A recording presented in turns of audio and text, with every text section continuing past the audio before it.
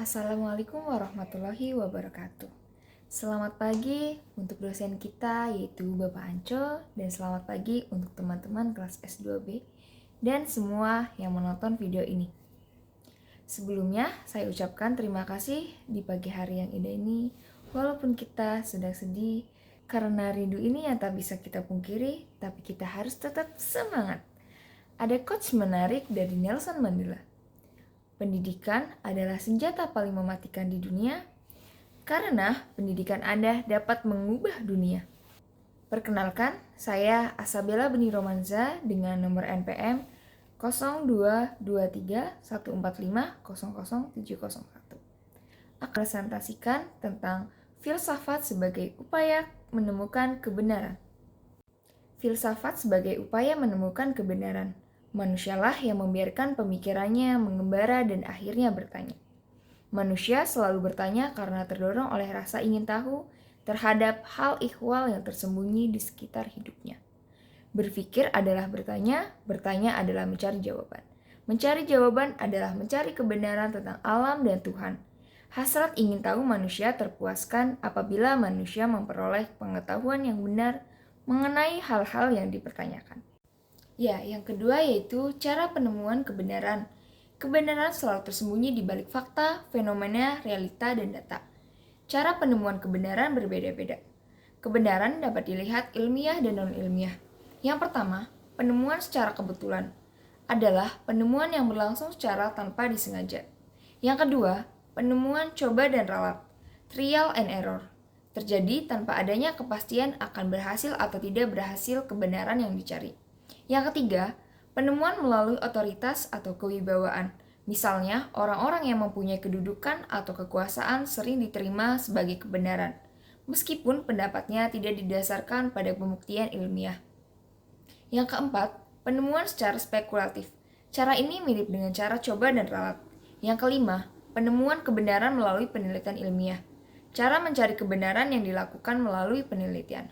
Jenis-jenis kebenaran. Yang pertama, menurut cara memperoleh kebenaran, yaitu kebenaran epistemologikal, kebenaran ontologikal, kebenaran semantikal. Yang terakhir, kebenaran aksiologi. Dan berdasarkan asal-usul, yaitu kebenaran diri sendiri, kebenaran kolektif, kebenaran ilahi. Yang ketiga, dari bagian substansi filsafat ilmu. Yang pertama, fakta atau kenyataan, kebenaran, truth, konfirmasi, logika, inferensi. Pendekatan ilmiah adalah langkah menemukan kebenaran ilmiah. Ilmu dapat dipahami sebagai proses, prosedur, dan produk. Pembahasan kali ini ditekankan pada makna ilmu sebagai produk. Sebagai produk ilmu tidak lain adalah pengetahuan atau kebenaran ilmiah yang memiliki karakteristik. Yang pertama, sistematis. Yang kedua, keumuman. Yang ketiga, rasionalitas. Yang keempat, objektivitas. Yang kelima, verifiabilitas. Keenam, komunalitas. Kebenaran adalah kesesuaian pertanyaan dengan fakta yang berselaras dengan realitas yang seselasi dengan situasi aktual. Dengan demikian, ada 4 unsur yang perlu kita ketahui, yaitu yang pertama, pernyataan atau statement. Yang kedua, persesuaian atau agreement. Yang ketiga, situasi atau situation. Yang keempat, kenyataan atau realitas, dan putusan atau judgments. Dengan demikian, kebenaran tak cukup hanya diukur dengan rasio dan kemauan individu.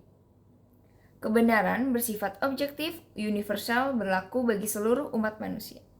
Ya, yang terakhir, jadi pentingnya filsafat dalam menemukan kebenaran, yaitu keingintahuan. Filsafat mendorong rasa ingin tahu dan hasrat untuk memahami dunia secara mendalam. Kebijaksanaan. Filsafat membantu kita memperoleh wawasan dan kebijaksanaan dalam menyikapi kehidupan. Pencarian kebenaran, filsafat adalah upaya sistematis untuk mencari kebenaran fundamental tentang realitas. Sekian dari saya. Jika ada kesalahan, mohon dimaafkan. Jika ada yang saya, mohon diungkapkan. Ayu Ting Ting makan kepiting, thank you for everything. Saya Asabella, pamit undur diri dan sampai jumpa kembali. Terima kasih.